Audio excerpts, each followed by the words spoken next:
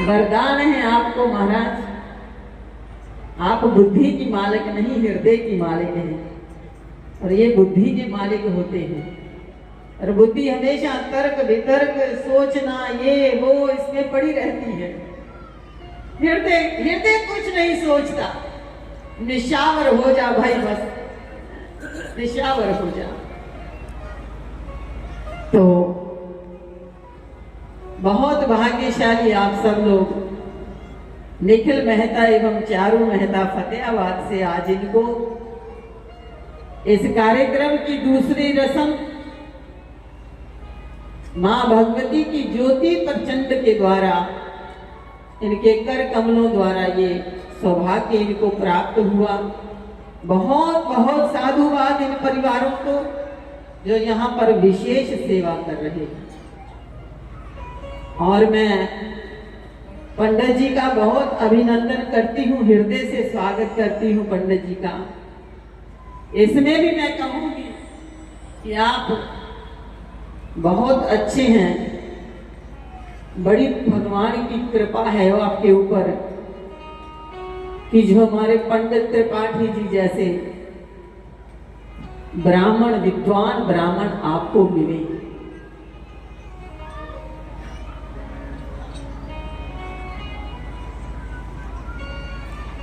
नारद जी कहते हैं, जब सनकादिकों को मिले ना नारद जी, तो सनकादिकों ने पूछा, नारद जी आप तो संत हैं और आज आपका चेहरा ऐसे लग रहा है कि किसी विशेष चिंता में है आप। बड़ी चिंता है आपको, बड़ा चेहरा उतरा हुआ है, जैसे किसी कंजूस का कोई धन चला जाए तो बेचारा बड़ा परेशान होता है। नारद जी ये आज आपका चेहरा उतरा हुआ क्यों है? और जानते हो संत को चिंता कब होने लगती है? गादी तने मन चिंता व्यापी, हरि बिनु मर ही न निश्चर पापी। नारद जी को भी चिंता हुई और विश्वामित्र जी को भी चिंता हुई है। और पता है जो विश्वामित्र जी का आश्रम है वो कैसा है जानते हो? जहां नित्य हवन यज्ञ अनुष्ठान होते रहते हैं, जहां नित्य अहर्निश भगवत चिंतन, भगवत मंथन, भगवत सिमरण होता रहता है। हर वक्त यहाँ पर भगवत कीर्तन होता रहता है। ऐसा आश्रम है विश्वामित्र जी का। लेकिन विश्वामित्र जी को भी चिंता है। क्यों? मैं रानिया वालों को विशेष सुनाने जा रही हूं इस बात को। ऐसे बेखबर होकर के मत यहां से दूर हटना परमात्मा से महाराज। इतने बड़े संत विश्वामित्र जी, जिनके आश्रम में हर पल भगवत नाम हो रहा है, जहां हर पल बड़े बड़े अनुष्ठान संपन्न हो रहे हैं, जहां हर पल हवन यज्ञ आदि हो रहे हैं, वो भी चिंता में हैं। क्योंकि इतना कुछ होने के बावजूद भी बड़े बड़े राक्षस आकर के उनके अनुष्ठानों को विध्वंस कर जाते हैं, उनके अनुष्ठानों में विघ्न डाल जाते हैं। तुम कहाँ हो? तुम किस दुनिया में हो? हर पल भगवत चिंतन करने वाले के आश्रम में भी महाराज राक्षस लोग आकर के विघ्न डालते हैं। आप विचार करो इस बात के ऊपर कि हमारी जिंदगी के साथ क्या हो रहा होगा, क्या हो रहा होगा। हम तो भगवत चिंतन भी नहीं करते, भजन भी नहीं करते, कोई बड़ा अनुष्ठान भी हमारे से सिद्ध नहीं होता, कोई बड़ा यज्ञ हवन आदि भी हम लोग नहीं करते। हमारे साथ क्या होगा? हमारी चिंता कितनी बढ़ेगी जानते हो इस बात को? और मैं 14वीं बार आपके बीच में आई हूं, इसलिए बार बार आती हूं। धन्यवाद करो जिस सतगुरु सेवा ट्रस्ट का, ये हरि सिमरन मंडल का समय समय पर ऐसे अनुष्ठान करते हैं और मेरा तो एक ही लक्ष्य है, तुम सबको चिंता से मुक्त कर सकूं, तुम सबके चेहरे पर मुस्कुराहट ला सकूं, तुम सबको किसी न किसी तरह परमात्मा से जोड़ने का एक प्रयास कर सकूं, और मेरा कोई उद्देश्य नहीं है महाराज।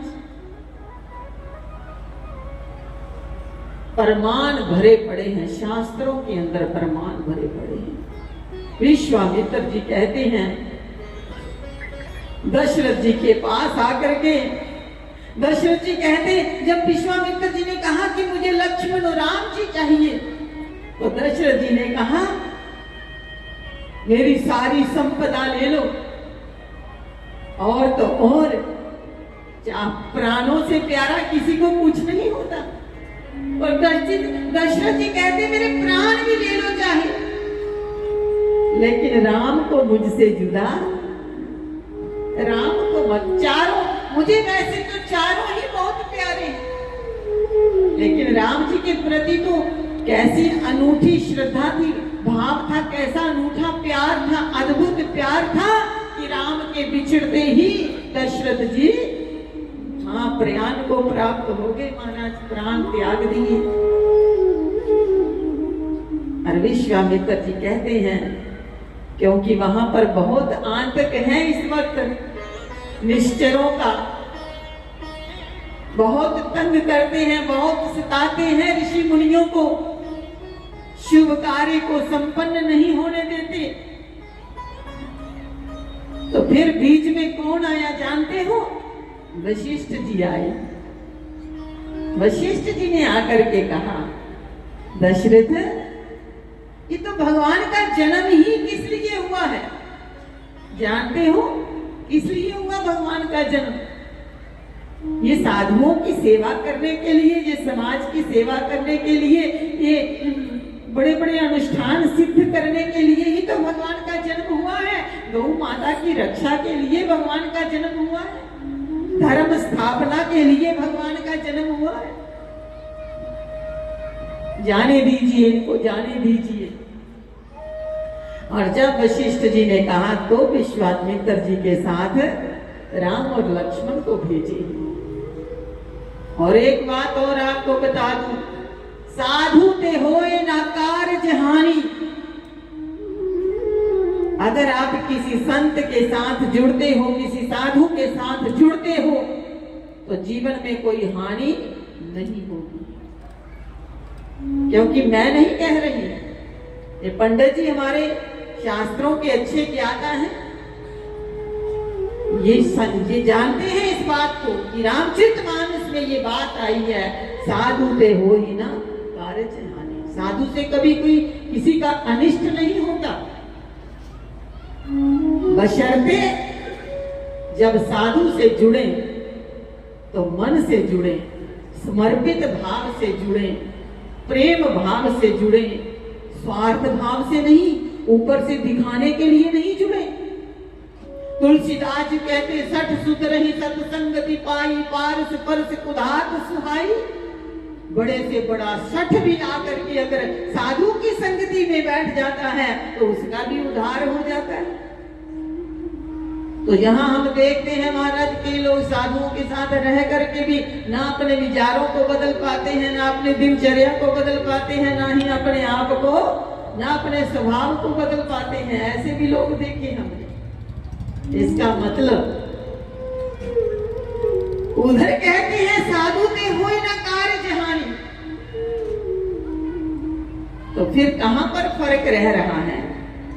क्योंकि हमने संग तो किया पर स्वीकार नहीं किया, हमारे मन ने ऊपर ऊपर से दिखाने के लिए हम संग करते रहे। और जब विश्वामित्र जी राम और लक्ष्मण को लेकर के गए, कितनों को लेकर के गए थे? अरे बोलो रानिया वालों, आप तो ऐसे बैठे थे पहली बार मेरे से मिल रहे हैं। विश्वामित्र जी कितने लोगों को लेकर गए हैं? कितने लोगों को? विश्वामित्र जी दशरथ जी से कितने लोगों को लेकर गए? 2 लोगों को, है ना? शास्त्र पढ़े हो तो गर्व से बोलो महाराज दो। अभी भी संशय है, पता नहीं 2 लेके गए हैं कि 4 लेके गए, कॉन्फिडेंस नहीं है पूरा। 2 लोग लेके, राम और लक्ष्मण को। और जब मिथिला से लौटे हैं, जनकपुर से लौटे हैं, तो कितने लौटे हैं? 8 लौटे हैं महाराज। साधु ते होए न कारज हानि, साधु से कभी किसी बात की हानि नहीं हो सकती। 2 गए थे और 8 जब से पकड़ा है दामन तुम्हारा, जिंदगी मुस्कुराने लगी है। जब से पकड़ा है दामन तुम्हारा, जिंदगी मुस्कुराने लगी है। जब से पकड़ा है दामन तुम्हारा, जिंदगी मुस्कुराने लगी है। जब से पकड़ा है दामन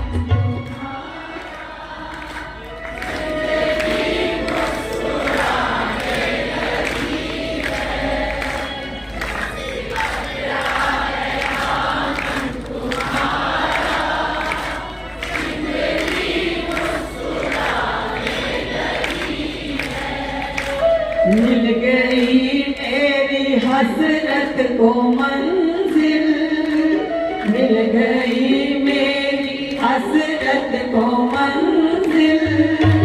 हर खुशी गीत गाने लगी है।